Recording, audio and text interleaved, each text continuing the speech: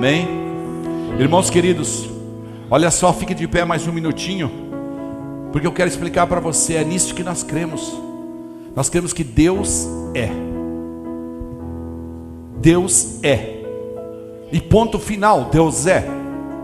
Nós cremos que Deus é, e isso é a realidade ferozmente indomável, impossível de ser contida, impossível de ser contestada por quem quer que seja.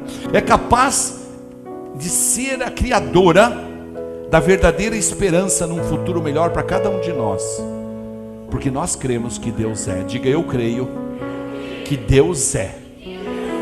Estamos vivendo num tempo de afronta. Nós estamos vivendo num tempo de perca do temor de Deus, de absoluta perca da consciência de quem é o Criador dos céus e da terra. Ou seja, uma apostasia total de quem Deus é. E é sobre isso que eu quero falar com a igreja hoje.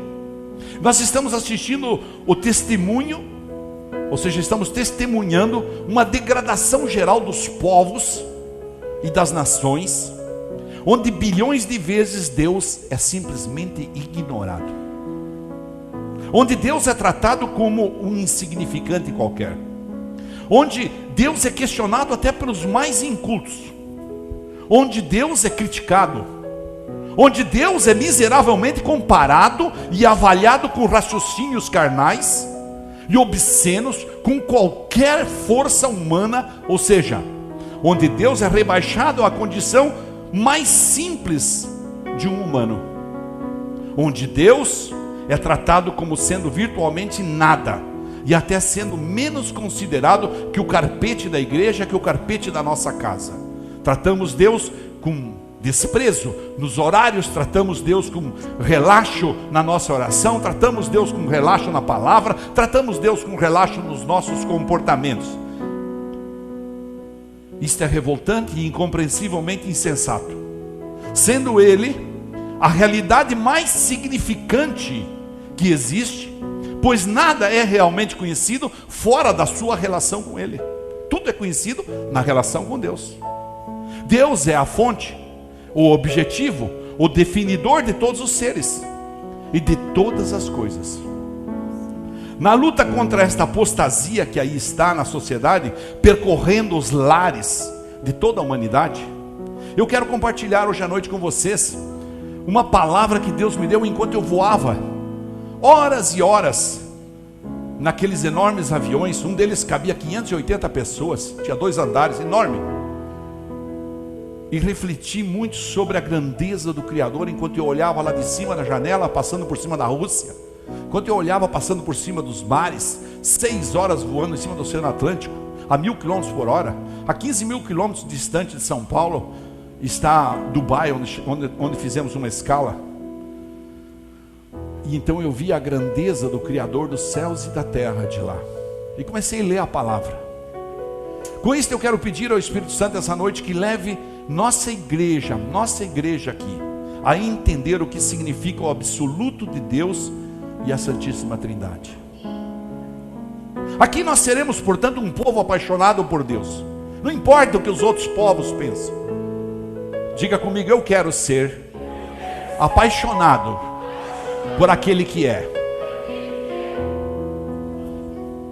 Apaixonado por Deus porque cremos no seu poder absoluto, imensurável e incomparável. Nós cremos nisso. Conhecê-lo, admirá-lo, fazê-lo conhecido como glorioso, é a paixão que nos impulsiona no dia a dia para levantar de nossas camas, para esquecer a nossa aposentadoria e para lutar por esse evangelho, e que essa igreja irá testemunhar em nome de Jesus. Ele é e sempre será simplesmente, esmagadoramente dominante em nossa consciência, e assim terá que ser. Tudo estará relacionado a Ele. Tudo estará relacionado a Ele. Eu ainda vou aprender a lidar aqui, viu? Nós existimos para espalhar a paixão pela supremacia absoluta desse Deus que é. Eu e você, preste atenção, eu e você existimos para espalhar para todos que nos rodeiam. Quem sabe Deus levantou você para espalhar para um, Mas quem sabe Deus levantou você para espalhar para centenas. Não importa. O importante é que você tenha consciência que a cada momento você vai ser usado para dizer que Ele é. Ele só é. Você vai entender isso. Vamos ler um pouquinho da palavra de Deus. Está em Êxodo capítulo 3, versículos 13 a 15. 3 versículos só. A palavra fala assim: Moisés perguntou: quando eu chegar diante dos israelitas e lhes disser, o Deus dos seus antepassados me enviou a vocês, e eles me perguntaram, qual é o nome desse Deus? Que lhes direi? E disse Deus a Moisés: eu sou o que sou. Diga comigo: eu sou o que sou. É isto que você dirá aos israelitas, disse Deus para ele: eu sou, me enviou a vocês. O eu sou me enviou a vocês. Disse também Deus a Moisés: diga aos israelitas, o Senhor Deus dos seus antepassados, o Deus de Abraão, o Deus de Isaac, o Deus de Jacó enviou-me a vocês, e esse é o meu nome. Aleluia. O eu sou. Coloca a mão no teu coração, se possível feche seus olhos, em nome de Jesus. Pai querido, nós queremos nessa noite entender quem que é esse Deus absoluto. Por isso, Pai, de uma forma extraordinária, visita as mentes nesse lugar, abre os corações nesse lugar, Deus querido, em nome de Jesus, que cada um possa entender a grandeza do teu existir, a supremacia do teu existir, e em nome de Jesus o teu amor possa resplandecer em nossas vidas nessa noite. Amém? Amém? Você pode sentar, por favor? Amém.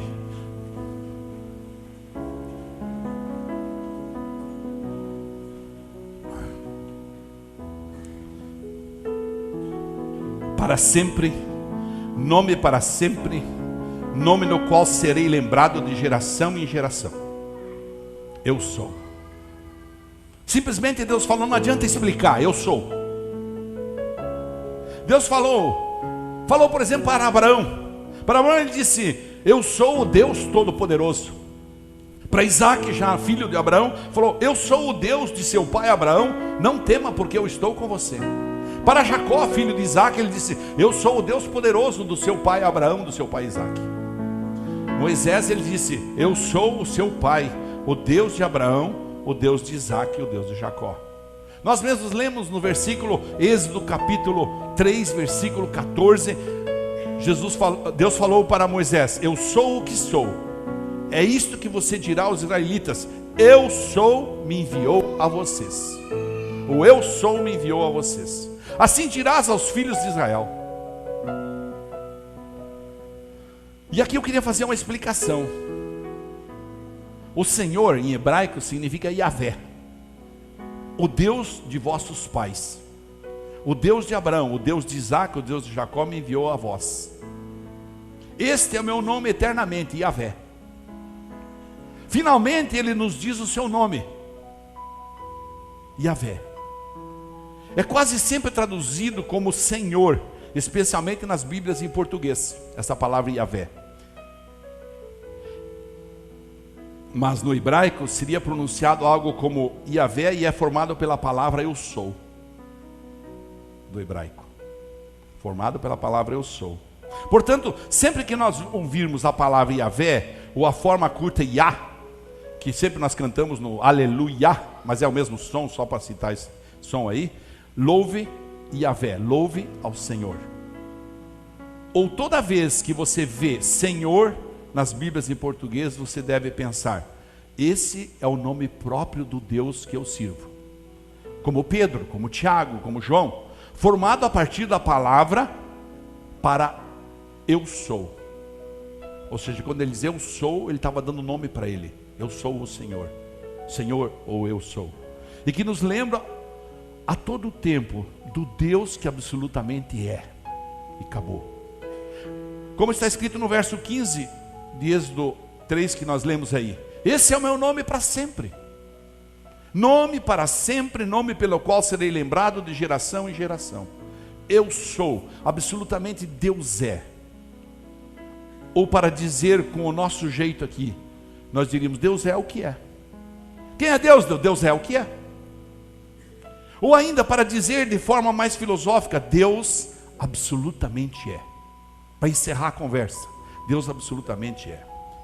Uma verdade extraordinária, e isso é extraordinário: Deus se deu um nome chamado Senhor, eu sou, que é usado 4.000 vezes no Velho Testamento.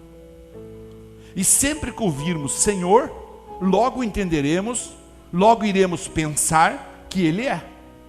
Portanto, quando você lê na Bíblia Senhor, entenda, Ele é o eu sou. E pronto. Quando você ora Senhor, você está dizendo, o eu sou, por favor me atenda. Ele é absoluto, absolutamente Ele é. E pronto. Nada é mais básico e nada é mais definitivo do que o fato de Deus ser. Deus é.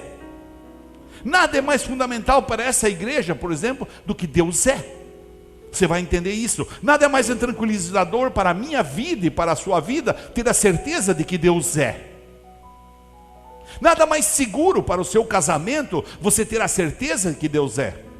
Nada mais alentador para o seu trabalho do que Deus é. Nada mais seguro para a sua saúde do que o Deus que é. Nada mais sadio para a sua mente do que o Deus que é. E nada mais esperançoso para o nosso futuro, o futuro de todos nós que cremos na vida eterna, de que Deus é. Ou seja, será que Deus não vai estar morto até eu chegar lá? Não, Deus é. Nada mais é fundamental, portanto, para o mundo criado por Ele, que Deus é. Esse mundo que está tratando Ele com displicência, com apostasia. Nada mais é fundamental para o sistema solar de que Deus é. Quem sabe quantos planetas Terra, como este aqui, ó, que a gente olha lá de cima, né? De 11, 12 mil metros de altura, vê um pedacinho dele, mas os astronautas vêm lá de cima, enorme, uma bolinha. Quantos planetas igual a esse pode haver aí? Quantos milhões de pessoas como esse Criador pode ter feito?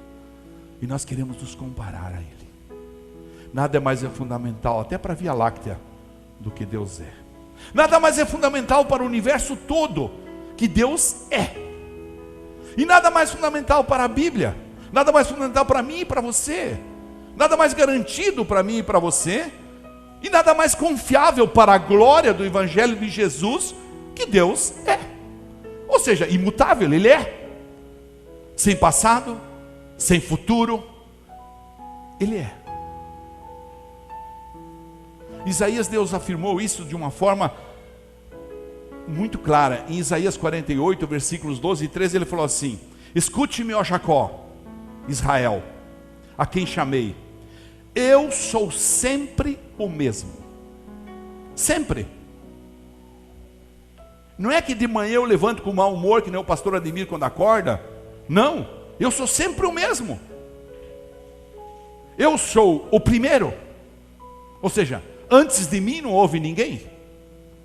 Antes de Deus não houve ninguém. E eu sou o último, depois de mim não haverá ninguém. No versículo 3 fala: minha própria mão lançou os alicerces da terra. Eu peguei a terra, imagine, eu peguei a terra e lancei os alicerces da terra. E tudo que nela há, tudo que nela existe. E a minha mão direita estendeu os céus. Quando eu os convoco, todos juntos se põem de pé. Esse é o Deus que é. Que eu e você possamos entender essa grandeza absoluta de Deus essa noite, e sair daqui com um temor tremendo, uma reverência tremenda, e entendendo a grandeza dele, para que isso possa fazer diferença quando nós lembrarmos, quando nós orarmos, quando nós o buscarmos, nós vamos ter uma outra visão. Em Apocalipse 21:6 ele fala: eu sou o alfa, a primeira letra do alfabeto grego, eu sou o ômega, a última letra do alfabeto grego. Eu sou o alfa e o ômega, o princípio e o fim. A quem tiver sede, darei de beber gratuitamente da fonte da água da vida. Ou seja, preste atenção, Deus quer que você tenha sede dele. Deus quer que você o adore com sede, que você tenha vontade dele, porque ele ama tanto você, que ele não vai atuar dentro de você. Ele não vai habitar como nós estamos cantando aqui. Podemos cantar 2 horas, repetir: vem morar dentro de mim, se ele não sentir que dentro de mim e de você tem uma sede extraordinária dele, se ele não se sentir muito convidado, porque ele não vai abusar do livre-arbítrio que ele te deu. De jeito nenhum. Para Ciro, um imperador que ele não conhecia, um imperador que não conhecia Deus, mas que ele decidiu fazer dele um agente transformador do povo dele, ele disse no capítulo 45, nos versículos 5 a 8: eu sou o Senhor, e não há nenhum outro além de mim, não há Deus, além de mim não há Deus. Os missionários, quando vão para lá, eu perguntei: como é que vocês fazem? Eles falam assim: bom, deixamos eles falar dos deuses dele, tá falando, mas quem que criou esse Deus de vocês? Nós adoramos o Deus que criou o teu Deus. Quer adorar o nosso Deus? Ele criou o teu Deus. Esse é o processo. Ele disse assim: eu o fortalecerei, ainda que você não tenha me admitido, de forma que do nascente ao poente saibam todos que não há ninguém além de mim. Não há ninguém além dele. Pronto, acabou. Não há santo, não há estátua, não há capsulário, como é que chama aquilo? Capsulário, não há nada. Não há nada. Não há nota de $1 no bolso para resolver o problema. Não há santinho, não sei de quem, São Cristóvão, não sei do que. Agora, semana minha sobrinha formou motorista, eu vi lá, alguém falou para ela que São Cristóvão tem problema. Não há nada. Não há nada. Eu sou o Senhor e não há nenhum outro. Eu formo a luz e crio as trevas. Eu promovo a paz e causo a desgraça. É sim, causo a desgraça. Às vezes com o silêncio, né? Deus não fala com a gente, fica nervoso. Mas Deus não está falando comigo. Sempre há um propósito. Eu, o Senhor, faço todas estas coisas. Pronto. Vocês, céus elevados, façam chover justiça, derramem as trevas. Abra-se a terra, brote a salvação, cresça a retidão com ela. Eu, o Senhor, a criei. Pronto, nós estamos falando do Deus que criou, está aqui escrito. Estamos falando do Deus que criou a terra, do Deus que planejou você, do Deus que sabe perfeitamente, eu não disse que sabia, que sabe perfeitamente que você está sentado essa noite nesse lugar, ouvindo essa palavra e entendendo o que Ele é. Diga comigo: Deus é. E ponto final. Agora deixa eu falar para você, vamos entender um pouco isso mais profundamente. Separei aqui alguns pontos para entender esse absoluto de Deus. O ser absoluto de Deus significa que Ele nunca teve um início. Oh, pastor, Deus nunca começou. Não, Deus nunca começou. Ele é. Isso confunde a cabeça da gente? Claro que sim. Toda criança pergunta: papai, quem fez Deus? E todo pai sábio diz: ninguém fez Deus, Deus simplesmente é. Sempre foi, sem início. Deus não deve explicações para ninguém. Ele é o ponto inicial e o ponto final. Deus, sabe que eu estava escutando esses dias uma pessoa falar sobre isso, e ele falou: Deus não existe no sentido real da palavra. No sentido comum da palavra, Deus não existe. Ele simplesmente é.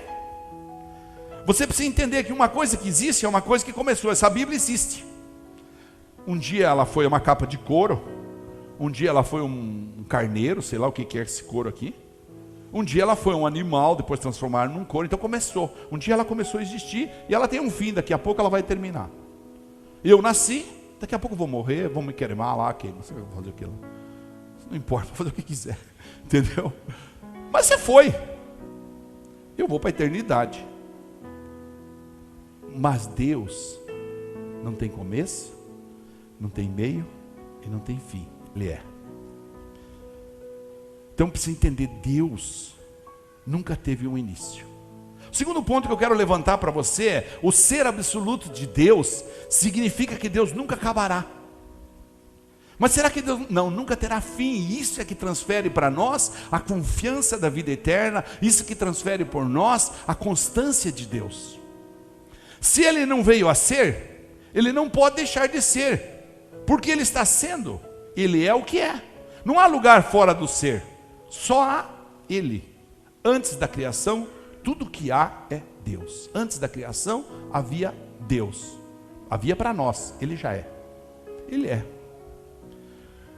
Um outro ponto que eu quero levantar para você é: o ser absoluto de Deus significa que Deus é a realidade absoluta. Ele é a realidade absoluta. Não há realidade antes dele. Como assim, pastor? Não há realidade fora dele, a não ser que ele queira e faça. Ou seja, todas as coisas acontecem com um propósito dele. Nada acontece fora do propósito do Criador. Até mesmo as guerras, até mesmo os ataques terroristas, tudo acontece com o propósito dele. Ele não é uma das muitas realidades antes da criação. Ele simplesmente está lá como realidade absoluta. Ele é tudo que era eternamente. Sem espaço, sem universo vazio, somente Deus. Absolutamente lá, absolutamente tudo. Agora, isso nos leva a entender que Deus é completamente independente. Absolutamente independente. Ele não depende de nada para fazê-lo, para trazê-lo à existência. E criou Deus o céu e a terra. Ele fez. Ele não depende de alguém para ajudá-lo. Ele não depende de ninguém para aconselhá-lo. Ele não depende de ninguém para fazê-lo. O que ele é. E pronto. Isso é o que é a palavra absoluto. Significa. Absoluto significa isso. Não depende de nada e de ninguém. Compreende isso? Deus não depende de nada e de ninguém. Deus não depende de mim, não depende de você, não depende do presidente dos Estados Unidos, não depende da OTAN, não depende da ONU, não depende de ninguém. Deus é Deus e é. O ser absoluto de Deus significa que, na verdade, tudo que não é Deus depende totalmente de Deus. Aí é o contrário. Vamos inverter isso. Se ele não depende de ninguém, todos nós dependemos dele, de forma queiramos aceitar ou não. O ateu que fala que não crê em Deus depende dele, porque ele manda a chuva a hora que ele quer. Ele faz a soja crescer lá, não é mesmo, lá no Xanxerê, a hora que quer. Não é verdade? Depende dele. Ele é. Tudo que não é Deus é secundário. Tudo que não é Deus é dependente. Todo o universo é totalmente secundário. Não primário. Primário é Ele. Ele veio a existir por Deus. O universo veio a existir por Deus. E continua existindo a cada momento por decisão deste mesmo Deus. De que continua existindo até que Ele quer. Agora, o ser absoluto de Deus significa que todo o universo não é nada comparado a Deus. Então, quando nós trazemos Deus a uma condição de humano e queremos até cobrar dele, queremos criticá-lo, queremos julgá-lo, queremos xingá-lo, queremos achar que nós temos direito, preste atenção. Todo o universo não é nada comparado a Deus. A realidade contingente, dependente, é para a realidade absoluta, independente, assim como a sombra é para a matéria.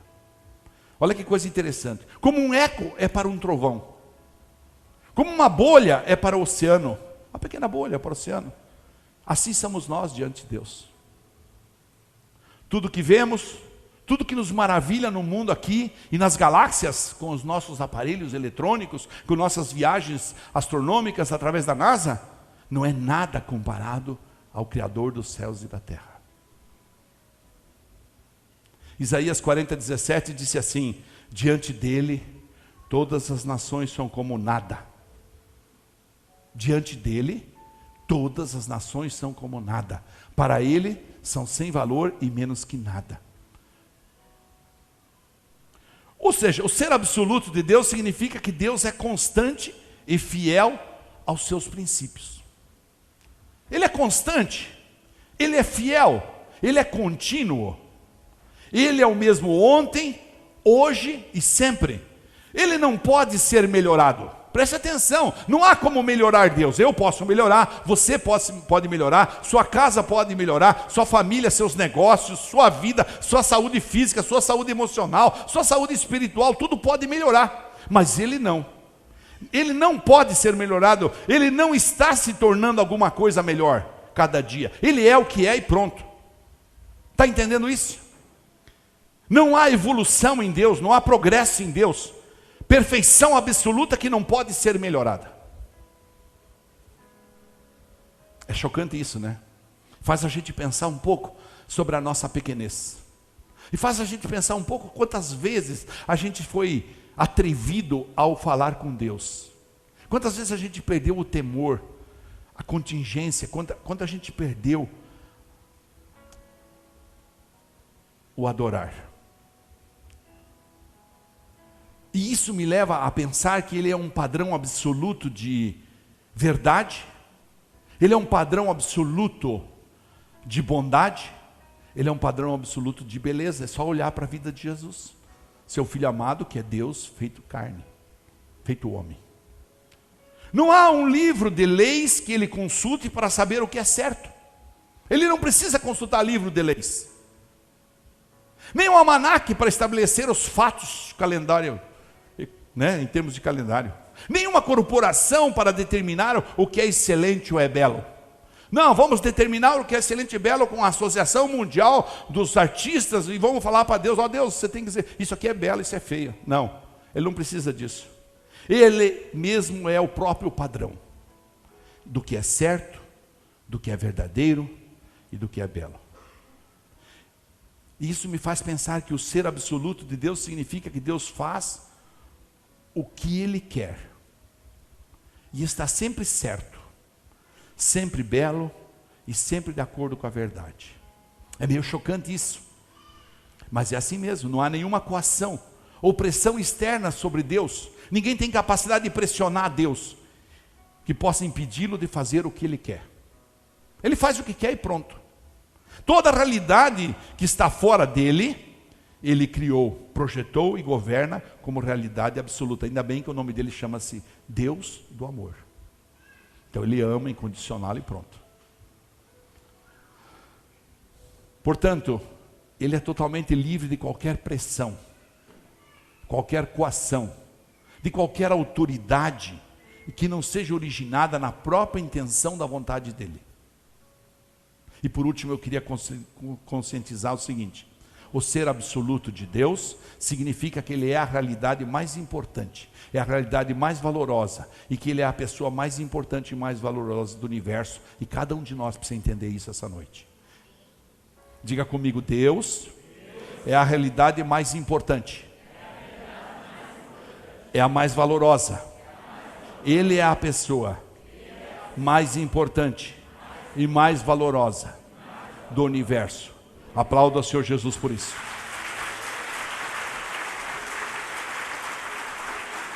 Irmãos queridos, Ele é mais digno de interesse, de atenção, de admiração, de satisfação do que todas as outras realidades, incluindo todo o universo.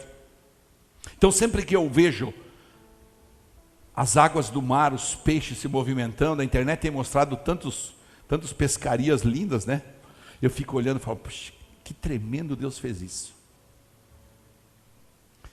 Este mesmo Deus, preste atenção nisso agora, esse mesmo Deus absoluto, olha só isso, irmãos, esse mesmo Deus onipotente, absolutamente soberano, e que ama cada um de nós de forma extraordinária, decide num determinado momento se fazer homem, decide se fazer homem, e na forma de filho unigênito, vem para me resgatar e resgatar você. Vem para te salvar, vem para me salvar. Vem para nos dar o perdão. Vem para nos dar vida eterna. Vem para nos chamar ao lado dele na eternidade. Esse mesmo Deus quer passar a eternidade comigo e com você. Tremendo isso, não é? Você pode aplaudir o Senhor Jesus por isso? Esse mesmo Deus vem resgatar a gente e dizer, meu filho está aí, creia nele e ele vai te levar para a eternidade. Eu estou falando do Deus Filho, o Senhor Jesus. Eu estou falando que assim cumpriu o propósito maior do amor de Deus Pai. Veio e novamente disse muitas vezes, eu sou. Jesus veio, e para que ficasse claro que o mesmo Deus que tinha falado para Moisés, que tinha falado para Abraão, que 4.000 vezes é citado como Senhor no Antigo Testamento, pelo menos 7 vezes no Evangelho de João, só no Evangelho de João, ele fala: eu sou. Eu sou. Por exemplo, em João 8,58 ele fala assim: eu lhes afirmo que antes de Abraão nascer, eu sou. Antes de Abraão nascer. Ou seja, ele é o próprio Deus. Jesus está afirmando que ele é o próprio Deus feito homem. Eu sou se faz homem para resgatar os seus. O Deus criador dos céus e da terra se materializa na forma de homem para se revelar a cada um de nós. O Deus inabalável se permite ser homem como eu e você, para deixar para nós a verdadeira esperança da salvação eterna. Esperança essa que nós comemoraremos daqui 5 minutos com a nossa Santa Ceia. Ou quem sabe 10 minutos. Em João 11, versículos 25 e 26, ele falou: eu sou a ressurreição e a vida. Aquele que crê em mim, ainda que morra, viverá. E quem vive e crê em mim não morrerá eternamente. Você crê nisso? Jesus, portanto, é o eu sou. Diga comigo: Jesus é o eu sou. Aplauda o Senhor Jesus por ele ser o Deus verdadeiro que nos buscou. E aí Jesus continua no Evangelho de João, no capítulo 14, no versículo 6, e fala assim: eu sou o caminho, eu sou a verdade, eu sou a vida. Ninguém vem ao Pai a não ser por mim. Então Jesus mostra um caminho para nós como seres humanos, para chegar nesse absoluto Deus, para nós irmos viver com Ele na eternidade. Está compreendendo a importância de você entender o absoluto de Deus? E entender a missão de Jesus, o nosso remidor, o nosso salvador. Eu sou o caminho, eu sou a verdade, eu sou a luz. Ninguém vem ao Pai a não ser por mim. E aí contestavam Jesus, e Jesus continuou. No capítulo 15, versículo 1, ele fala mais uma vez: eu sou. Eu sou a videira verdadeira, e meu Pai é o agricultor. Você pode repetir comigo? Diga: eu sou a videira verdadeira, e meu Pai é o agricultor. Aplauda mais uma vez o Senhor Jesus, porque ele poderia dizer assim: eu sou a videira verdadeira, e o absoluto, o total, aquele que é o agricultor. Ele cuida de tudo. Em João capítulo 8, versículo 12, falando novamente ao povo, Jesus disse: eu sou a luz do mundo. Ou seja, Deus nos sonhou, Deus projetou o ser humano, Deus fez o ser humano, preparou para nós o perdão, mandou o seu Filho para pagar na cruz o nosso pecado, e vem e fala: eu sou a luz do mundo. E Ele está presente aqui essa noite. Ele está presente aqui essa noite. Assim a Bíblia ensina, Ele está presente aqui. Você pode pegar o coração dele com o teu coração. Quem me segue nunca andará em trevas, mas terá a luz da vida. Agora, quando entrou aí um irmão que está começando a andar com a igreja, eu falei para ele: o caminho é um pouco diferente, mas persevere, porque você vai ver a luz do Senhor na sua vida. Ah, se eu pudesse abraçar cada um e contar a minha história e dizer: escute, persevere, apesar das dificuldades, persevere, porque a luz vai vir. E aí Jesus sabe que a gente precisa ser cuidado, a gente precisa ser trabalhado, a gente precisa ser conduzido. Jesus conhece as nossas fraquezas, Jesus conhece nossas limitações, Jesus conhece o nosso humanismo, Jesus conhece especialmente o nosso orgulho. Estou preparando uma palavra de orgulho, eu estou ficando impactado, acho que por isso que está demorando para mim trazer a palavra, porque está muito me pegando, tá? Pense uma palavra. E Jesus conhece o nosso orgulho. E então Jesus vem e fala assim, ó, lá em João capítulo 10, 11: eu sou o bom pastor. E olha que lindo isso, irmãos. Leia comigo a segunda parte, que é: o bom pastor dá a sua vida pelas ovelhas. É Jesus que nós comemoramos aqui na ceia daqui a pouquinho, que dá a vida por mim e por você, como ovelha que somos dele. É Jesus que cuida de nós, é Jesus que pega o cajado e às vezes quebra a nossa perninha para que a gente não fuja do rebanho. É Jesus que cuida de nós quando nós começamos a berrar demais, ele dá um colinho para a gente. É Jesus que cuida da nossa saúde, é Jesus que cuida das nossas finanças, é Jesus que cuida dos nossos relacionamentos. O problema é que nós falamos assim para o pastor: pastor, fique lá para o lado de fora que aqui dentro resolvo eu. Não, fique lá fora, deixa que aqui dentro resolvo eu. Mas o bom pastor essa noite está nesse lugar.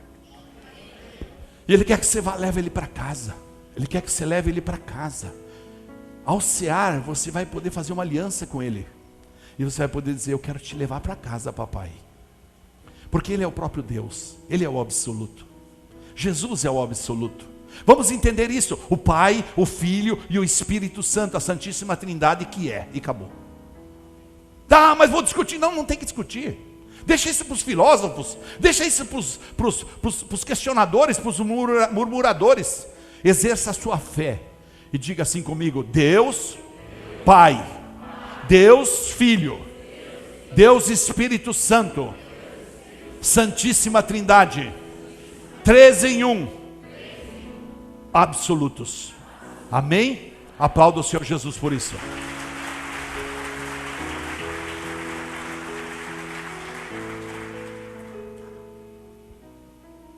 Mas conhecendo a nossa situação, que nós sempre precisamos de um pouco mais, que a nossa emoção vai dominando a gente, que a gente tem um pouco de preguiça de levantar um pouquinho mais cedo para orar, que ele tem um pouco de preguiça para levantar um pouco mais cedo para ler a palavra.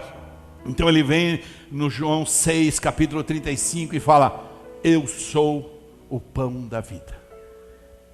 Eu sou o pão da vida. O alimento que dá a vida. O pão da vida. Aquele que vem a mim nunca terá fome. Aquele que crê em mim nunca terá sede. O absoluto está falando para mim e para você: vem a mim. Vem a mim. Vem a mim. Aquele que crê em mim nunca terá sede. Aquele que vem a mim nunca terá fome. Então por que nós temos fome? Por que nós temos sede? Porque nós dizemos para Jesus: você não é o absoluto. Não, irmãos, nós estamos falando de rendição total. Nós estamos falando. Jesus continuou no versículo 36 falando assim: como eu lhes disse, vocês me viram, mas ainda não creem. Todo aquele que o Pai me der virá a mim, e quem vier a mim jamais rejeitarei. Por isso você está com o caminho livre. Jesus não vai rejeitar você. Mas pastor, eu sou pecador, o senhor não sabe o que eu aprontei no passado. Esquece. Ele vai te perdoar. Pastor, mas eu sou ruim, eu sou vingativo. Esquece. Ele vai te perdoar. Ele vai te transformar. Pastor, o senhor não conhece, eu sou fofoqueiro. Não esqueça. Ele vai te perdoar e vai te alinhar. Ele é o pão da vida. Ele é o pão da vida e pronto. Ele é o absoluto. Ele pode. Olha para quem está do teu lado e diga assim: creia, ele pode. Pois desci dos céus para fazer a minha vontade, pois desci dos céus não para fazer a minha vontade. Eu não vim fazer minha vontade. Minha vontade é carnal, eu sou um homem. Mas eu vim para fazer a vontade daquele que me enviou. E esta é a vontade daquele que me enviou: que eu não perca nenhum daqueles povos lá da casa do oleiro daquela noite. Do dia 6 de dezembro do ano 2015, que eu não perca nenhum. Nem a última pessoa que está lá atrás, saindo lá com o neném no colo, nem a primeira pessoa que está aqui, que é o Muriel, com essa barba mais linda dele. Nenhum será perdido. Nem o alemão que está aqui no canto, aqui ó, na cadeira de rodas, que vai um dia andar aqui em nome de Jesus. Em nome de Jesus. Diga amém de novo, em nome de Jesus. Amém. Glória a Deus. Porque a vontade do meu Pai é que todo aquele que olhar para o Filho e nele crer, tenha o quê? Não, tenha o quê? Tenha o quê? Vida eterna, irmãos. Todo aquele que olhar para o Filho e nele crer, tem a vida eterna. E eu o ressuscitarei no último dia. Aleluia, aplauda o Senhor Jesus por isso.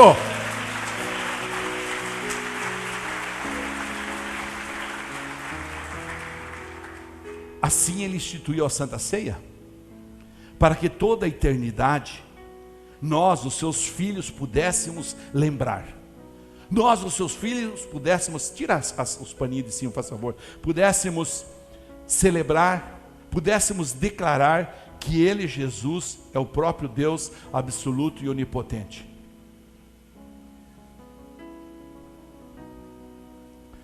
Pode vir, pastora. O Deus presente aqui agora, na forma da terceira pessoa, ou seja, a Santíssima Trindade está aqui, o Espírito Santo quer renovar comigo e contigo a aliança da cruz. A aliança da cruz, que nos dá a salvação eterna. Nessa noite, na ceia do Senhor. E o que é a ceia do Senhor? É a reunião de comunhão entre nós. Olha para mim aqui, por favor. Uns com os outros e o Espírito Santo. É a reunião de comemoração da aliança que firmamos com Jesus. Essa noite nós vamos fazer uma declaração de fé quando nós vamos buscar a ceia. Nós vamos fazer uma declaração de fé no milagre da cruz. Na cruz nós temos o registro da expressão máxima do ódio do homem e da expressão máxima do amor de Deus. O homem odiou tanto que provocou a morte de Cristo. Deus amou tanto que deu a vida dele aos homens. É a comemoração de um ato feito pelo nosso Salvador. E é para lembrarmos o seu grito de vitória que ele disse: está consumado. Está consumado. A humanidade, se quiser vir a mim, eu vou estender salvação. Por pura graça de Cristo, está presente espiritualmente na ceia como alimento, porque ele disse: eu sou o pão da vida.